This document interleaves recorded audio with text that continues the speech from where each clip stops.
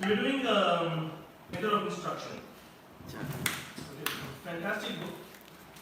I just scrolled through the verses. It's just 11 verses, but very profound instructions. Helps us really elevate ourselves into the path of consciousness. The instructions are very deep. You know, the more we will have is a little different from the Bhagavad Gita class just because it's just 11 verses. There are nice, amazing purports that Srila Prabhupada has given us. And we would want to use this forum to more discuss them in detail to understand and make sure that we know what the instructions are and how they're going to be implemented. Right?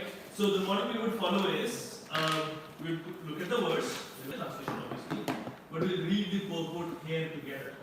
And as we go reading the purport, we're going to take pauses in between for us to discuss and make sure we understood.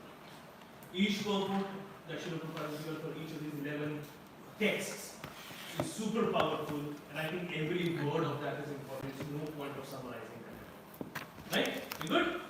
Okay. First, go with the verse 1. Everybody ready? Yes. Vacho vekam manasa sodha vekam jiva vekam prastu vekam eta vekam yogisha heta dhiraha sarvam imam prithvim saya. A sober person who tolerates the urge to speak, the mind's demands, the actions of anger, and the urge of the tongue, belly, and genitals is forced to make disciples all over the world. Very interesting, right? The very first verse itself is talking about becoming a guru and having disciples all over the world. But that sets up the tone. Okay? The instruction for us very clearly is about qualifying ourselves to be coming to a point where we are ourselves very strongly still in Krishna consciousness and are able to assist others. Both being an important aspect about practicing of Krishna consciousness. It's not just about us. When there are so many instructions, even this instruction, in so many different places where there is focus on not just taking Krishna consciousness into our own life, but to giving it to others also. Because giving is part of taking of Krishna consciousness. Right? So, we'll read the purport as I said, but when we read these purports, we understand so much better of what Srila Prabhupada's expertise are. You talk about each purport being an end in itself, it having its own opening, closing, everything happening very quickly. So in this case, because there is a concept about regulation of different aspects, controlling of different aspects, there are 6 aspects talked over here. Srila Prabhupada in the purport would start about first setting up the most important fundamental principle. He's saying, so basically he's trying to establish the fact that, why is it intelligent for you to do control?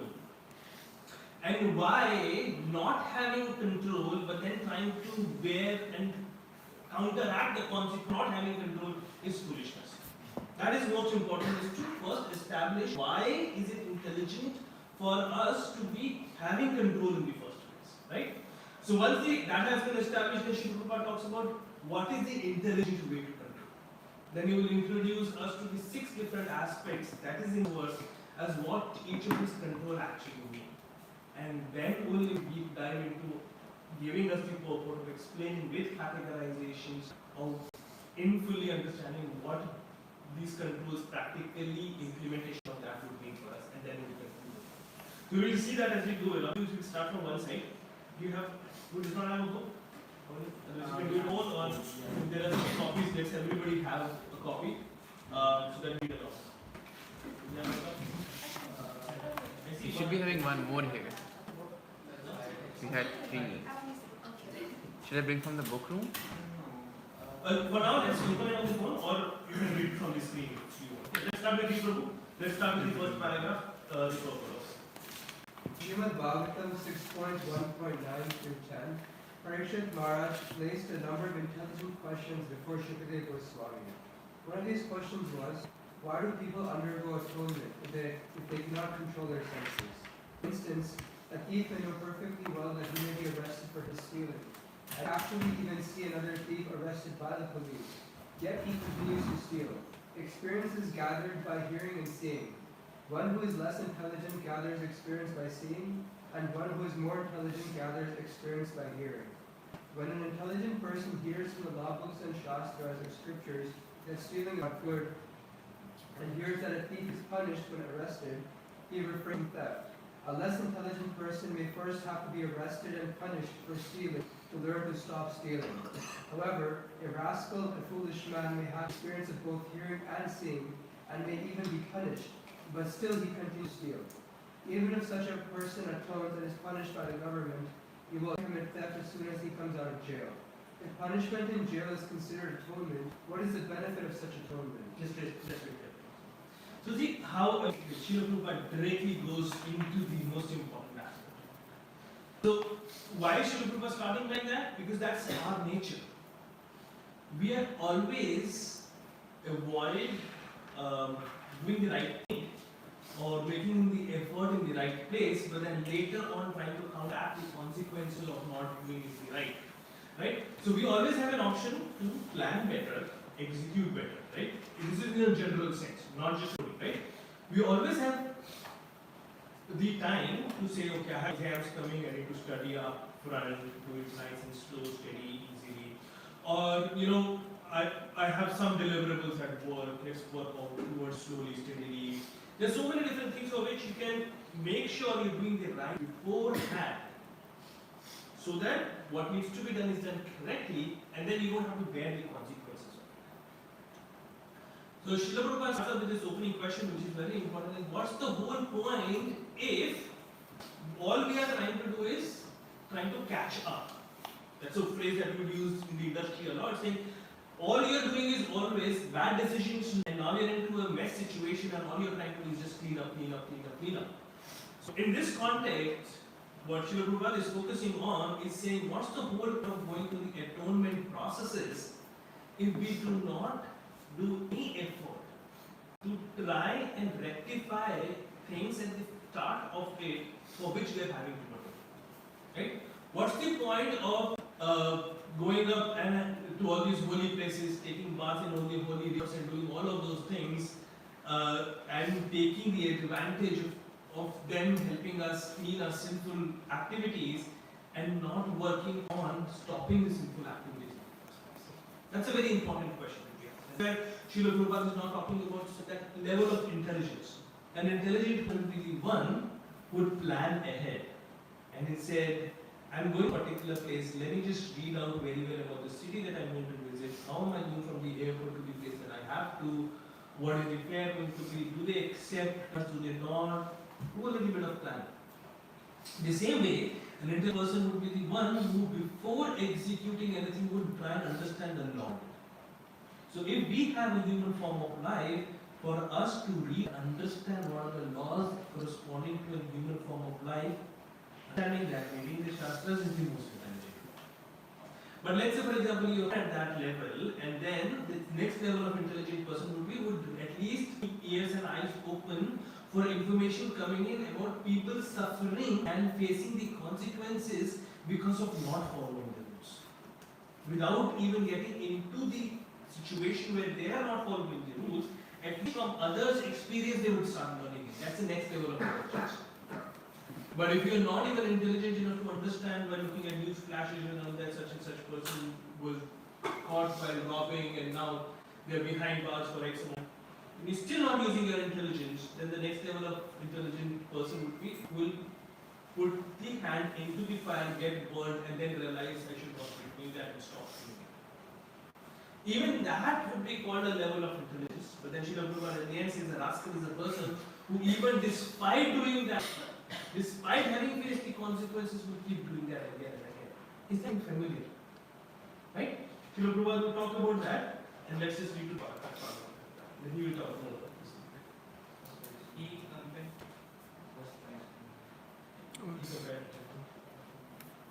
compared atonement to an elephant's bathing. The elephant will make a very nice bath in the river, but as soon as it comes out on the land, it goes all over its body. What then is the value of its bathing? Similarly, many spiritual practitioners chant the Hare Krishna Mahamantra and at the same time commit many fraudulent things. thinking that their chanting will counteract their offenses. Of the 10 types of offenses one cannot commit while chanting the holy name of the Lord, this offense is called Namno Balad Yashmi Papa Buddhi, committing sinful activities on the strength of the chanting the Krishna Mahamantra. Similarly, certain Christians go to the church to confess their sins, thinking that confessing their sins before a priest and performing some penance will relieve them from the results of their weekly sins. As soon as Saturday is over, Sunday comes, they again begin their sinful activities, expecting to be forgiven the next Saturday. This kind of prayashchitta or atonement is condemned by Parikshit Maharaj, the most intelligent king of time. Sukdev Goswami, equally intelligent as befitting the spirit master of Maharaj Parikshit, answered the king and confirmed that his statement concerning atonement was correct. A sinful activity cannot be counteracted by pious activity. Thus, prayashchitta or atonement is the awakening of our dormant Krishna's. So, interesting, right? We look into our own lives. Let's do a self-reflection for a few minutes, right? And then we can kind of go expanding to see what other people in general do. There's so many different methods that the scriptures have mentioned, or we have manufactured ourselves with the thought of saying, it's okay if I do something wrong, let me do it to counteract it. Or doing this will just clean it. You know? Going to holy places, we took that as an example. Srila Prabhupada is taking the example of chanting Hare Krishna mantra and commenting on the fact that it is an Nama Aparad, that one is chanting and on the name, on the strength of the chanting, they are saying all sins will go away, which does, and so it is okay for me to continue being so. Right? The problem is, people think, in general, and even I have been thinking it for a long time, that the good actions, the pious actions, the generous actions that we are performing are all positives. And anything that we are doing wrong are negatives. So plus 10, minus 10, 0, I'm good. But that's not the definition, right? There's so many places where it has been confirmed the fact there are so many different leelas which confirm the same thing again. It's not like you do one bad and you're equated out and it's gone. Does anybody know the process of netting in business terms? No? It's like a financial term. I owe you $10, you owe me $10. We say instead of exchanging money twice, we'll net it out and say the net cash flow is 0. Or to give you 20, you need to give me 10. Instead of having 2 cash flows, I'll just give you $10. That's called netting. So there is no netting of karmas. There's no saying you need to give me some good karmas and I need to pay out for my bad karmas. Let's net it out and equate it out to 0. That's not how it works. We have to get the results of both the good and the bad. The good, we will get something which is enjoyable, favorable, as it might seem to be, because we were during the Bhagavad Gita class also that goodness is nothing but an illusion of goodness. And similarly, all the bads is something which will put us into so much of a troublesome situation, which we would be not having good taste for. Okay, but each of them has to be experienced because 2 karmas has been done, 2 karmic reactions will be doing it. It is not that one cancels each other, right? So in that process, then what is the point of all this atonement? What are we trying to do as part of the atonement? Because what you have done as a karma is not going away. So what is this process of atonement? We are not nullifying it. So what are we trying to do? Whatever bad we have done, we will anyways be getting karmic reaction for it. So there is practically no atonement. If there is any prashchitta process that the scriptures mentions, an atonement process that the scriptures mention, is only for you are trying to come to a particular standard. And while you are training yourself to come slowly, you will make mistakes, you will have fall downs, and for that you feel sorry, saying, despite knowing it, I'm doing so sorry. Only that is practically an atonement. Only if it is leading you slowly, atonement is leading to your cleanliness and helping you grow up. Now let's take an example of an atonement process that Srila Prabhupada mentions. Now, we have Ekadashi fasting. What if you accidentally by mistake break Ekadashi fasting? You know this, what's the process Srila Prabhupada says? Fasting for next day, yes? Fast for 2 days. Right? That is what Srila Prabhupada says. Now, so, doing Ekadashi fasting for a while, one day morning I get up and I'm in some thought trails and I forget it's Ekadashi and I start having my breakfast. Mistakes like this can happen because we are forgetful conditioned souls. Not that I intended not to have Ekadashi fasting, but then I did go in the process of doing 2 days Ekadashi. That day and next 2 days, basically becomes 3 days. Right? So, this is only because mistakes can happen. But that does not mean, today is this amazing day, and it's Ekadashi. Let me go and have body. I'll do fasting 2 days, no worries. That's not it. Right? So, because we are still at a conditioned state where we will make things will go wrong despite our all attempts. Only for that purpose atonement as a process happens. So, let's come back to the point of chanting for a second. Okay? If we said that doing anything wrong or breaking the principles while chanting is an amra, so if you are breaking principles or you end up breaking principles, does that mean we stop chanting? Because what we are doing is we have to consciously make every effort in order to try and stop making mistakes. Every day come in front of deities, beg for that capability from your heart to say, please help me overcome these bad habits, these anarthas. Because I am not able to do it myself. Keep begging, and keep chanting, we will come to a point of that, of not breaking those up. Right? For some it might be a day, some it might be a year, some it might be a decade, for some it might be a lifetime. But it will happen because the process works. Right? So that is real atonement has to be done. Any other trying to counteract things by saying, it's okay, I'm going to sprinkle some Ganga Jal on myself or chant 2 rounds 6 flights, fine. That's what is a noun. That is what is mean and intended. Any questions or comments or anybody wants to share? No? Alright. Let's go to the next paragraph. Real knowledge involves coming to real knowledge, and for this there is standard process. When one follows a regulated hygienic process, he does not fall sick. A human being is meant to be trained according to certain principles to revive original knowledge. Such a methodological life is described the first step. One can be gradually elevated to the standard of real knowledge or Krishna consciousness by practicing austerity and celibacy, brahmacharya, by controlling the mind, by controlling the senses, by giving up one's possessions in charity, by being outwardly truthful, keeping clean, by practicing yoga asanas. However, if one is fortunate enough to get the association of a pure devotee, he can easily surpass all practices of for controlling the mind by the mystic yoga process simply by following the regulated illicit sex, meeting, intoxication and gambling. And by engaging in the service of the Supreme under the direction of a bona fide spiritual master, this easy process is being recommended by Srila Rupa Goswami.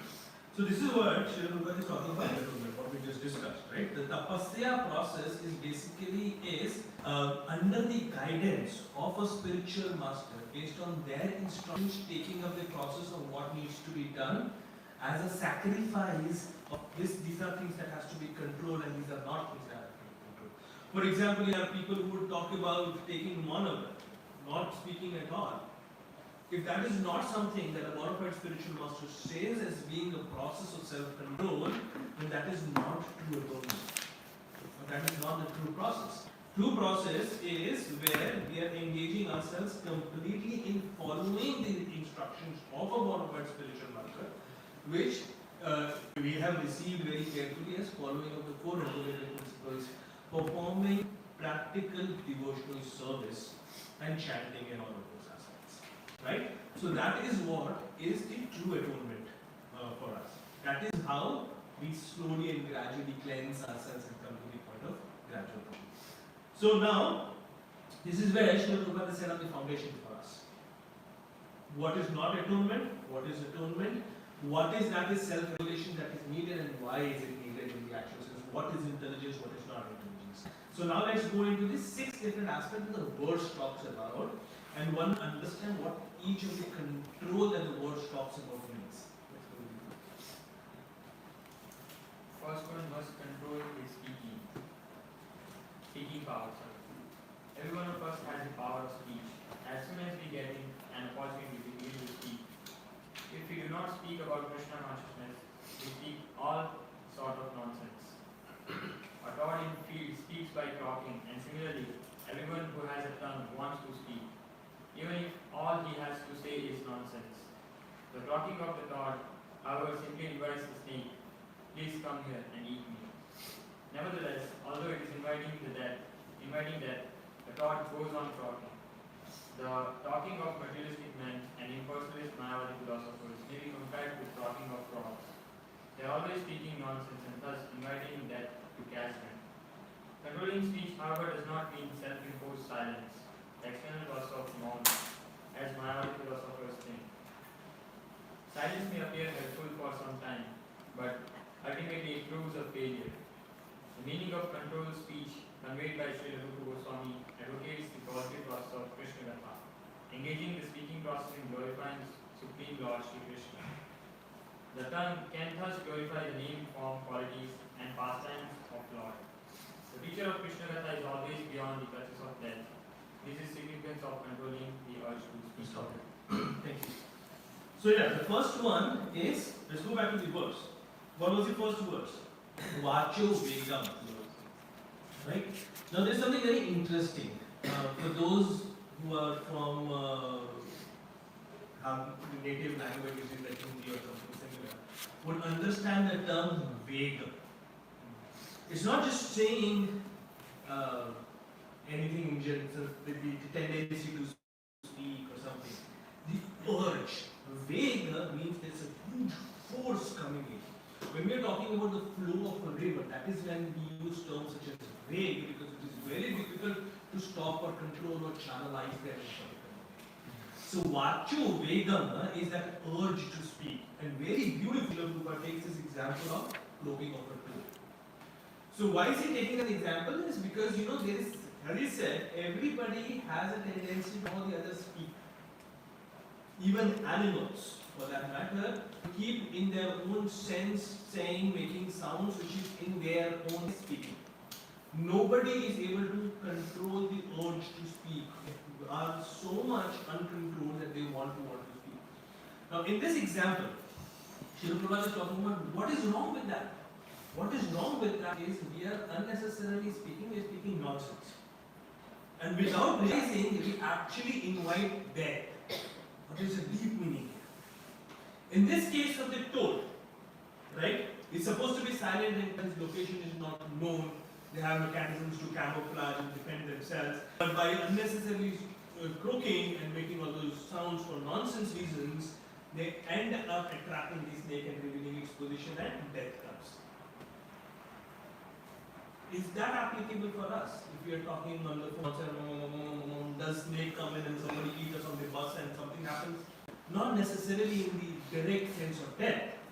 But what it means is that because of all this nonsense talking and not talking about Krishna consciousness, he was minded into the modes of material nature and hence caught in this of birth, old age, disease, and death.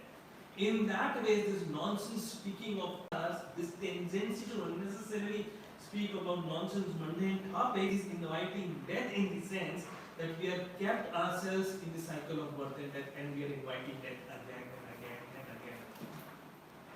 That is why this example, these analogies that Srila Prabhupada is giving is so intelligent, where a very simple concept of a toad croaking and inviting snake to eat it can be equated very amazingly into our own context.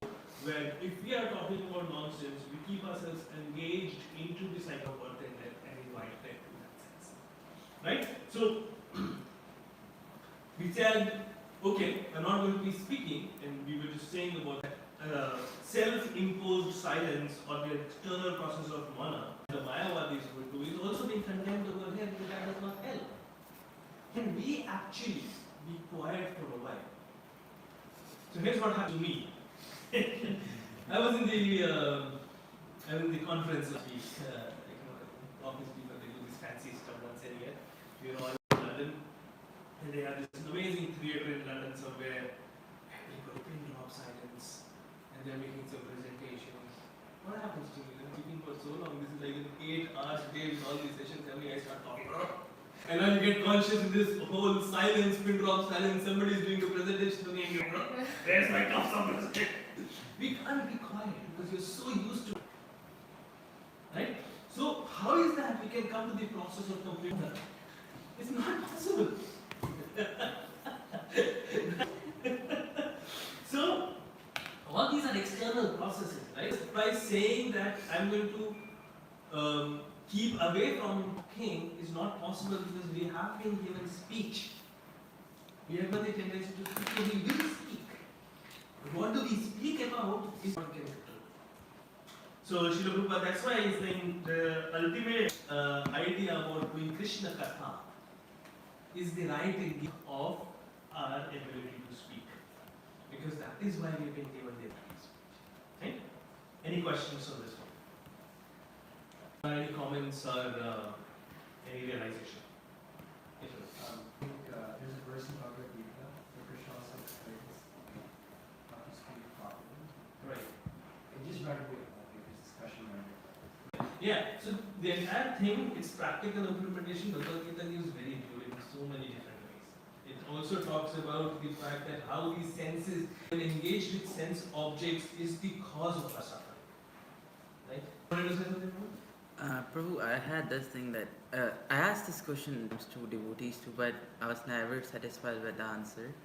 It says the picture of Krishna Gatha is beyond the clutches of death. Yes. So, When there is a preacher of Krishna Katha, just think about it backwards, okay? Just keep taking that backwards. If you want to do Krishna Katha, you need to be aware of Krishna. You need to have Krishna yourself. When you have Krishna yourself with you, then the death can touch you. Right? So we give Krishna to anybody and we don't have Krishna ourselves to whatever extent it might be. And if we have even the slightest bit of Krishna in our life, then death cannot touch us. What does it mean that death cannot touch us? They are not going to die? Death as a process means giving up this material body and taking up another material body. And suffering as a process of that, where the process involves pain equivalent to that of 1,000 scorpions biting us. That process of being dragged out of this body, taken away by Yamadutas and dragged to Yamaloka, and then sitting over there and listening to everything that you have done and facing the consequences of that and going to Narathari. That is one who is involved into speaking about Krishna does not go through that process. Even if they give up a material body, and even if the process of Krishna consciousness, they are taking another material body, it's still not the same process. They still, technically, the difference is the devotee will be meeting Vishnu Dutas, who would then help them out to their journey of either going to Vaikuntha, if they're ready for it, or taking them somewhere else to complete the process of Krishna consciousness. It's not the same full process that the Yamadutas take you through. Right? So in that sense, a Krishna Katha speaker is always, a preacher is always out of the clutches of Yamadutas. Does that help? yes, bro. Right. Anybody else? Okay, and let's continue to the next paragraph. We will talk about the next is the urge of mind, Manoveta.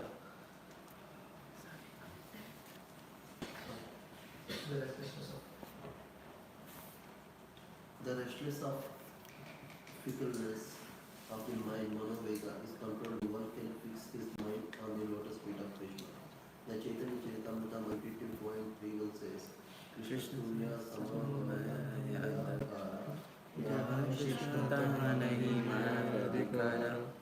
Krishna is just like the sun, and Maya is just like darkness. If the sun is present, there is no question of darkness. See, if Krishna is present in the mind, there is no possibility of the minds being agitated by Maya's influence. The yogic process of negating all material thoughts will not help. To try to create a vacuum in the mind is artificial. The vacuum will remain. However, if one always thinks of Krishna and how to serve him best, one's mind will naturally be controlled. That's right. Thank you. So again, it's very interesting, right? So we, in so many different ways, this conversation would come up in so many different forums in mind control. If you've controlled your mind, if you've conquered over your mind, you've conquered over everything, so on and so on. How can mind be controlled?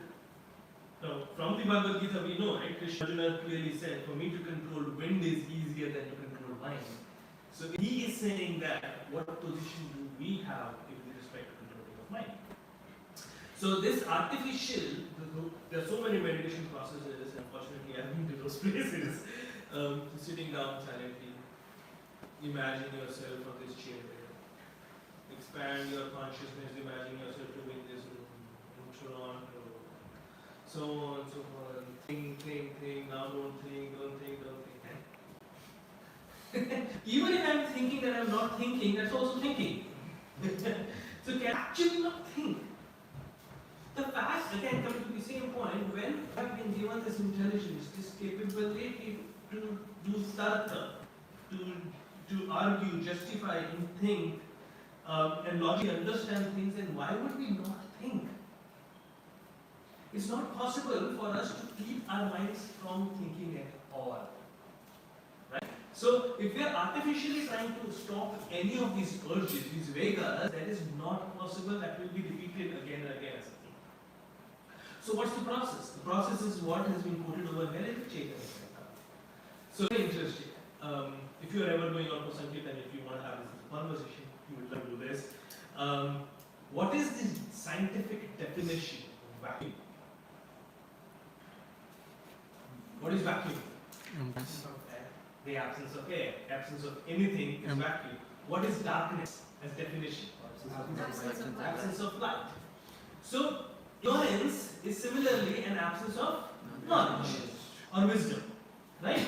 So, it's very clearly being said over here that no matter what you keep trying and doing, if you are in a dark room, till when you don't bring in a source of light, the darkness will not go away. You can keep doing whatever you want to. Okay. Only getting in a source of light into a dark room will only be the thing that can kill darkness. Now, if I get a small matchstick, it illuminates the room to a certain extent. If I get a candle, it illuminates even further. If I'm getting one of those fancy, amazing LED flashlights, it illuminates it even further. But if I get some light into that room, is there any chance darkness to exist? Like even with the flashlight, if you're pointing it in one direction, there is light here, but there is darkness behind. Each of these smaller source of light source will cause illumination, but will still have some darkness somewhere. So, but when we get Krishna, who's equated to a sun, then there is no chance of there being darkness of ignorance that can exist. So if we are struggling with our mind control, saying I'm trying to chant, I'm not able to focus my mind, if I'm trying to do this, I'm not able to focus my mind, I get agitated, I get distracted, that means we are not having Krishna fully into our life, into our minds. If Krishna is there into our mind fully, that is like sun, there will be no chance of darkness that exists. When it is bright and sunny, there is no darkness. Right? So, the easiest way to controlling of mind is to get Krishna into it, get mind to get engaged into thinking of Krishna. That is like sun, and no other thoughts can then exist. It will all be transformed. Okay? Any questions before we go to the next? Yes. So, even if we're chanting, sometimes chanting also some thoughts come in our minds. So, while chanting, we are having Krishna association, right? So, why is that happening? The process of chanting is so pure that we are, yes, with that we have association of Krishna. But are we chanting and are we actually associating with Krishna? That's the question. When we are chanting and because we are not in that full mode of purely chanting, we are not fully associating with Krishna. So there is this verse which talks about as soon as I chant the name of Krishna, Krishna personally comes and dances on my tongue. To receive it, to be associated with that. He is saying, if you chant my names, I will come and personally associate with you. But are we ready to welcome him and say, Krishna, please come sit, I'm going to talk to you? Or he is just one person who enters the room, sits in one corner and says, I came and I promise you're not talking to me. Right? So, again, same thing, right? There are stages. If that is happening, do we stop chanting? We don't.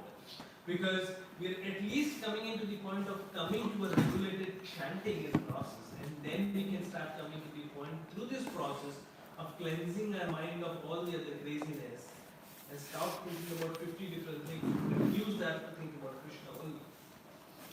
Like, you know how it happens. First, we will think about Hare Krishna, Hare Krishna, my episode, what have come. Then you will start thinking Hare Krishna, Hare Krishna, oh, I have to go to the temple also, and I have to chanting by then. Then you will start thinking about something. The thoughts start changing over the period of time. What are you thinking about? Right? And then slowly you just think about Krishna Leela. And then maybe you will think about Krishna's Dhaam. And then maybe all of that will not go away and then you just focus on the name. That is a natural process that everybody has to do as a journey. Right? So, yes, that will happen because we are still at that unified stage. Right? Anybody else before we go to the anger? If nobody's angry. Let's go to the next paragraph. Similarly, anger and control. We cannot stop anger altogether, but if we simply become angry with those who blaspheme the Lord or the devotees of the Lord, we control our anger in righteousness. Lord Chaitanya Mahaprabhu became angry with the miscreant brothers Jai and Madai, who blasphemed and stormed Nityananda Prabhu. In his Shikshashtaka, Lord Chaitanya wrote, Rina api sunichena, taron api savisuna. One should be humbler than the grass and more tolerant than the tree. One may then ask why the Lord exhibited his anger. The point is that one should be ready to tolerate all insults to one's own self, but when Krishna or his pure devotee is blasphemed, a genuine devotee becomes angry and acts like fire against the offenders. Growth, anger cannot be stopped, but it can be applied right. It was in anger that Hanuman set fire to Lanka, but he is worshipped as the greatest devotee of Lord Ramchandra. This means that he utilized his anger the right way. Arjun serves as another example. He was not willing to fight, but Krishna incited his anger. You must fight. To fight without anger is not simple. Anger is controlled. However, when utilized in the service of the Lord. Okay. So anger is another very interesting thing, right? The concept of anger will always exist. Because that's what Krishna has given us. In that sense, it's a reflection of what happens in the spiritual world also extend. So what we can control is what do we get angry about? This point that I've highlighted is very powerful. It says the point is that one should be ready to tolerate all insult to one's own self. That is where Trinadi Apisunichena comes in. That you have to learn. But when Krishna or his pure devotee is blasphemed, a genuine devotee becomes angry and acts like fire against you. What do we get angry about becomes important. We cannot remove anger, but we remove the reason because of which we are getting angry. Again, the process of Krishna consciousness is what redirects all our aspects into the right direction so that it's used properly. Right? Good examples over here is given about Hanuman. He did get angry. Arjuna, anger was being what's the word? Incited for him. Like he's being made angry. With all of these reasons also, like anger can be very well if it needs to be used. Right? Like Chaitanya Mahaprabhu did with but he all of these anger, like even there are examples Hanuman also becoming angry. But with all of these examples, we are just seeing it's done overall betterment. And that overall betterment is understood only if we understand Krishna consciousness. Because if we say, oh, I'm like a parent might be holding a child saying, do your work, and be angry at them, that anger is for a greater cause. So that cause is material education. But if you're angry for being, which is, your anger is having somebody become more Krishna conscious or executing of services of Krishna in a better manner, that is the best way of executing it. A guru also gets angry with his disciples, would externally only show it. There are so many examples in which I can, I've seen that happening.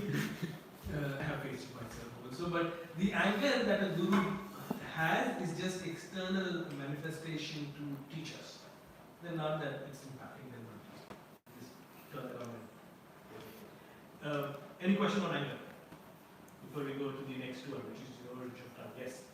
Prabhu, if we see some devotee doing something bad, harming another devotee, so what is our role? We get angry on them or we let that? Okay. So the person who speaks, if they are equal or lower in terms of Krishna consciousness, you know, Kanishka, Vikara, what they want to come, then you stop them. Otherwise, you close your ear and run away.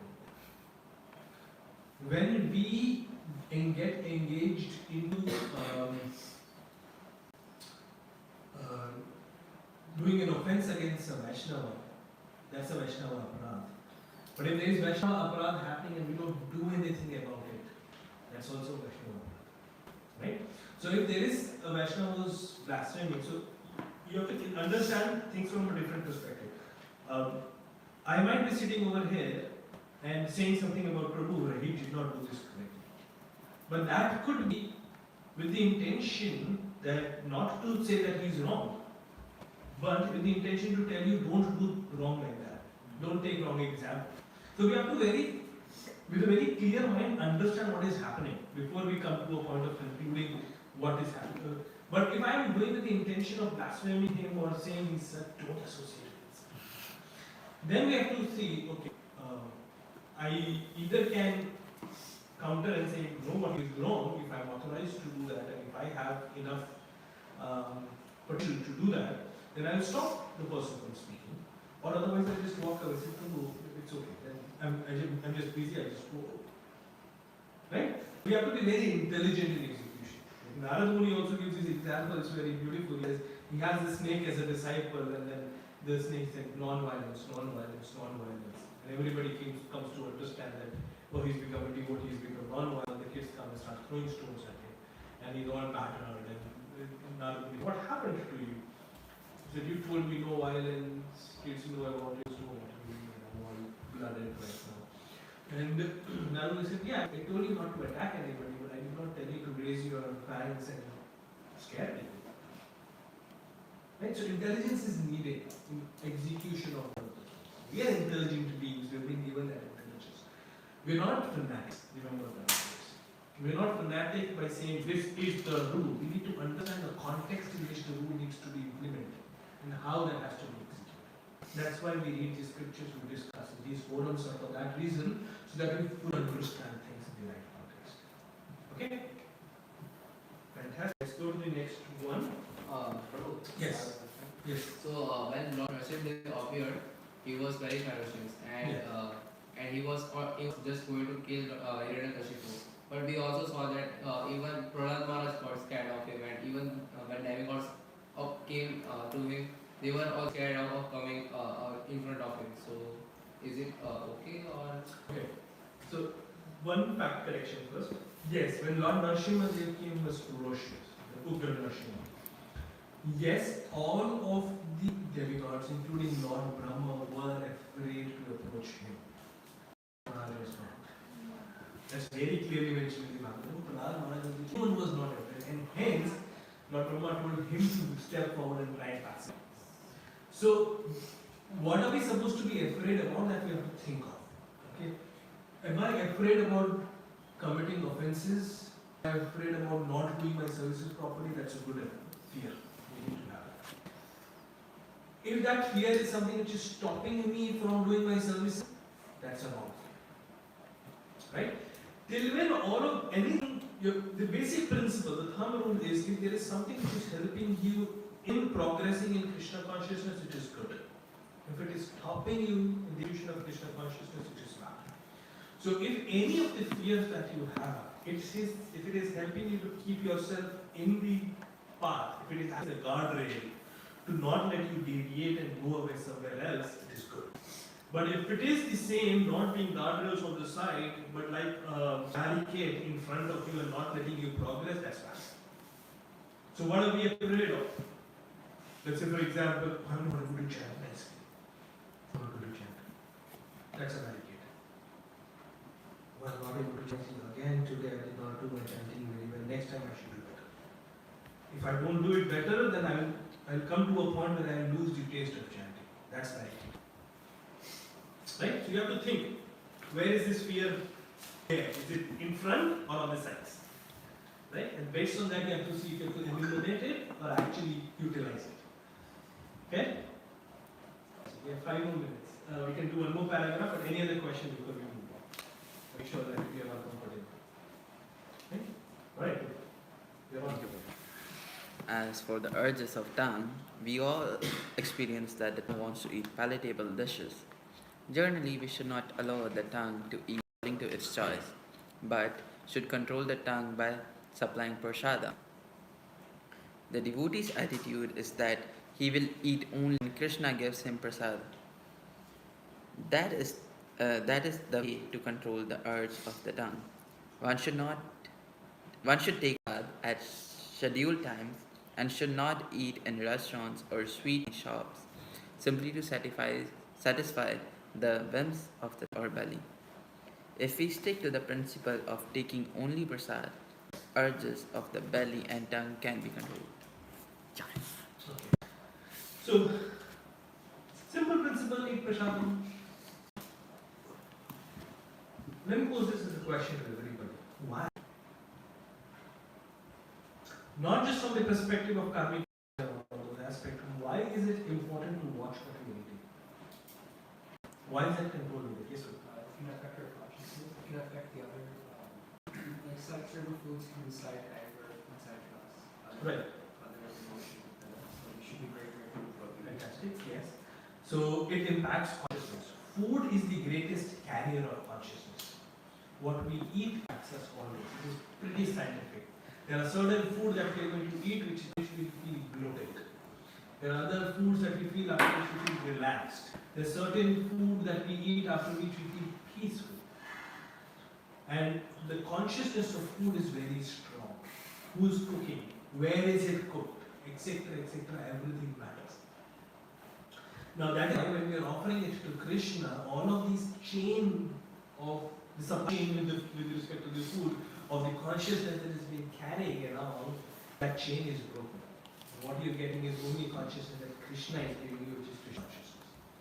So, practically speaking, again there are levels that we will go through, right? The highest standard and the principle we should target for always eat what has been offered to Krishna, but what is, let's step back, we offer to Krishna, Patram Pushpam Paramtorium, fine, ingredients we have talked about, but can anybody cook from various ingredients and offer it to Krishna and Krishna will accept? No, it has to be cooked with love and devotion. So who is the one who can cook with love and devotion? A devotee can be. So all these becomes checkpoints for us to see what is edible and what is not from our perspective. If it is being cooked with right consciousness and love and devotion, only then it can be offered to Krishna, and if Krishna has accepted it and it is prasad, only then can we accept it. That is the principle that we have to always understand and target for. Now, depending on time, place and circumstances, see things. Like it's very clearly being mentioned over here, do not eat at restaurants. Govinda's is also a restaurant.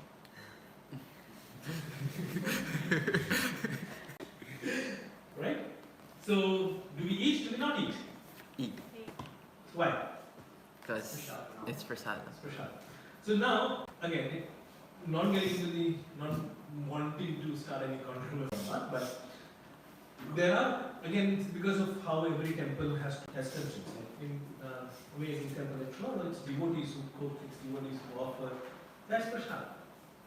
But then there could be temples where they they don't have that many devotee resources available to be able to manage it, and it's people in general, like any other restaurant, who are coming and cooking.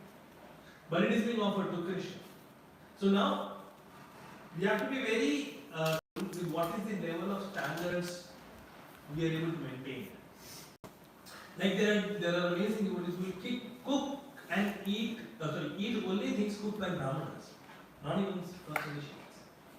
We have to gradually increase our standards and come to the point where we are eating only things which has been cooked by devotees with love and devotion and offered, and not just cooked by anybody and offered to Krishna. Like we can very easily go and buy from a bakery which is pure veg and offer it to Krishna and eat it. Even that is prasad in one sense. But Krishna does not accept anything that is not with love and devotion.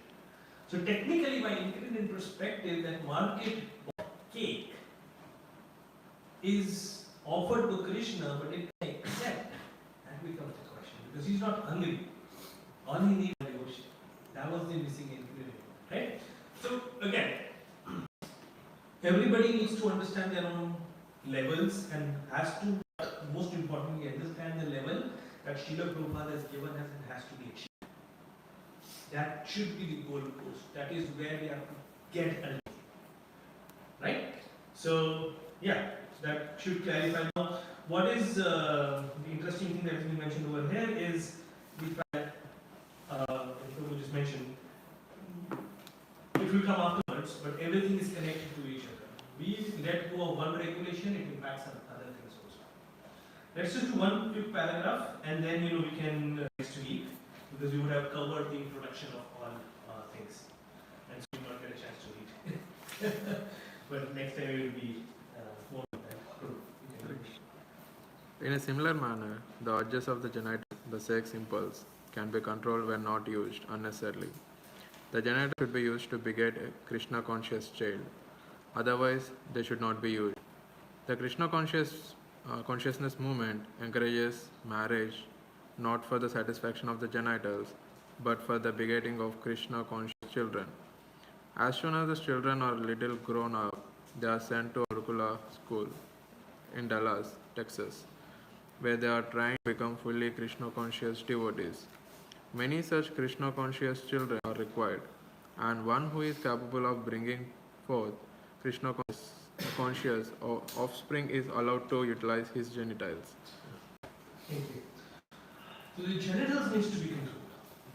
That is the most difficult one that Srila Prabhupada talks about. But then he will talk in the rest of the purport of how we think of one race as being a problem area, but not understand what is the cause of the problem is somewhere else. We're looking at the problem and not the cause of the problem, right? So genitals, the way it's supposed to be used, is only for having Krishna conscious children. Multiple stages. Use of genitals only for having children is also not the same. Srila Prabhupada is not saying the use of genitals for having children. Srila Prabhupada is saying the use of genitals for having Krishna conscious children. Why is that important? Apart from its control and everything, why is that also important? It is important because if we are, as human bodies, when we reproduce, there are souls which are getting human. If we are not Krishna conscious ourselves, and if we are not doing things enough to help these offsprings be Krishna conscious, then we have done violence against some living entities. We have given them human form of life, but not help them or enable them to utilize that human form of life. We have wasted them in form of life, which is a act of violence. So that is why it is important that once we are having kids, we are supposed to be making sure that they are engaged in practice of Krishna consciousness. They are elevating themselves to a higher level of consciousness than that what they had in the previous world. With that objective only should we be having children. The only reason why a devotee should agree to have kids is that I need to have some living entities become Krishna conscious. Otherwise not. That is why use of genitals only to have Krishna consciousness. And if we have kids, okay, we are also Krishna conscious, they are not, then we have done an act of violence against them. They wasted their chance of human life. They went through the evolution stages and got the human birth, but we have not enabled that human birth. That's wrong. Right? So in that sense, the use of generals needs to be to make sure that we are only doing it for that purpose. Otherwise, there is no other need for it. Any questions? Yes. Suppose we beget a child, like we are Krishna, we beget a child, but child for some or the other reasons will not take the Krishna consciousness. So is it our fault that we have done the violence, or is it the child's fault that? Let's break it down.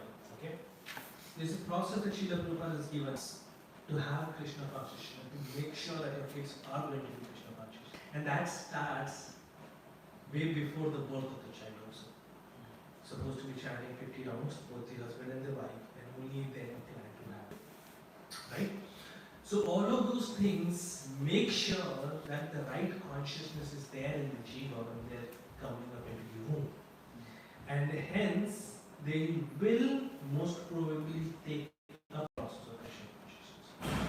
But if you have done everything as per the instructions of your guru, doing the proper Garbhodhan sanskars, doing the proper aspect of leading by example yourself, doing the right of teaching and guiding them correctly from, and even with all of those efforts also, if they do not come to the right path, then you're not at fault.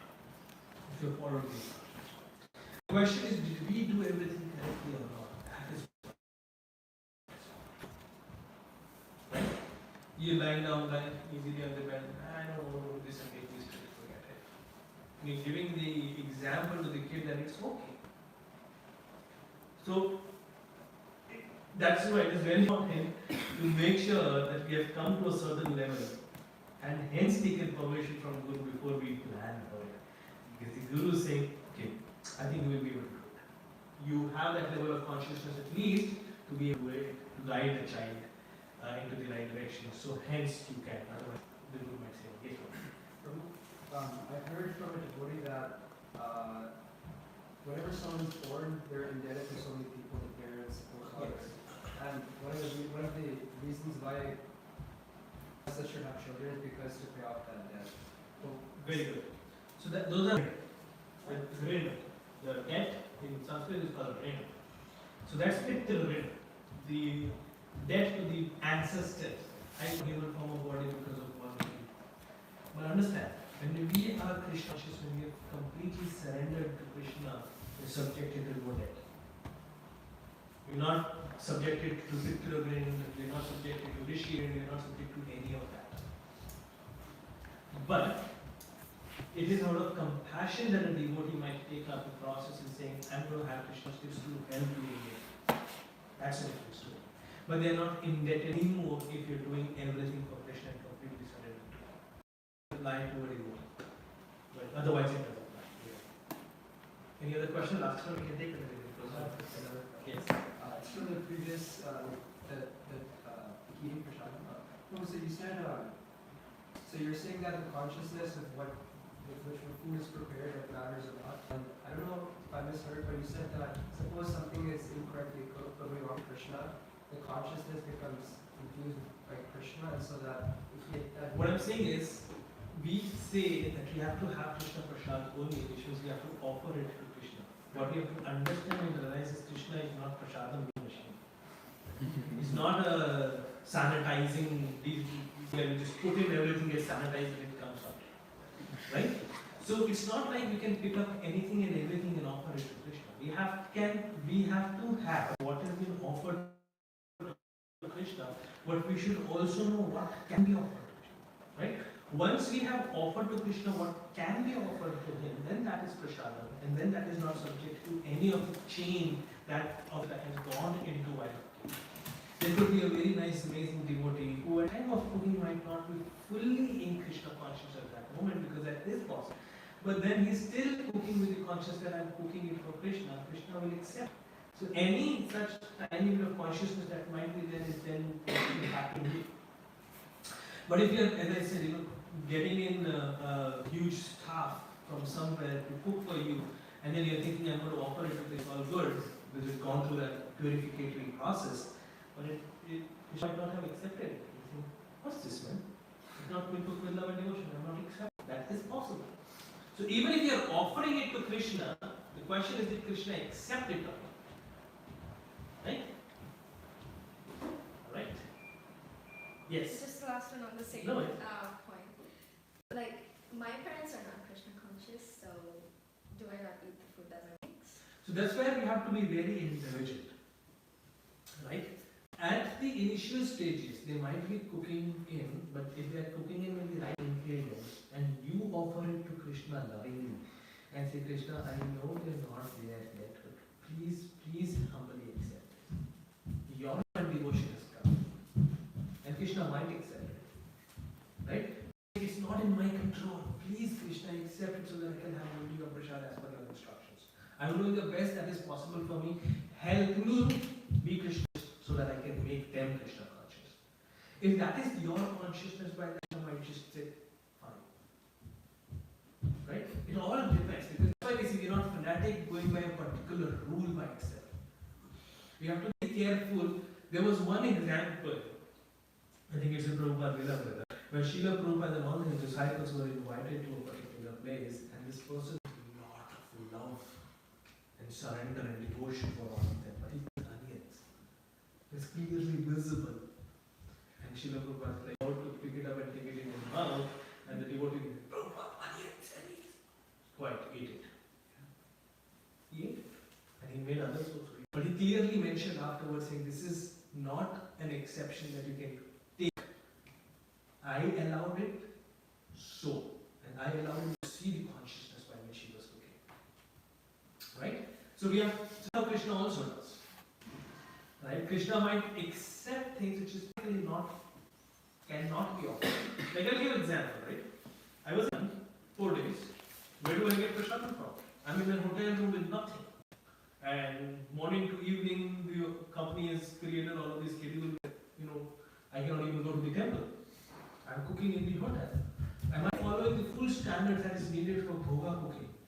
That cleanliness, that separation, that freshness of ingredients and all. I'm not. I'm actually, the only source of water I have is the wash basin, the washroom, when I'm going and rinsing utensils. Is that allowed?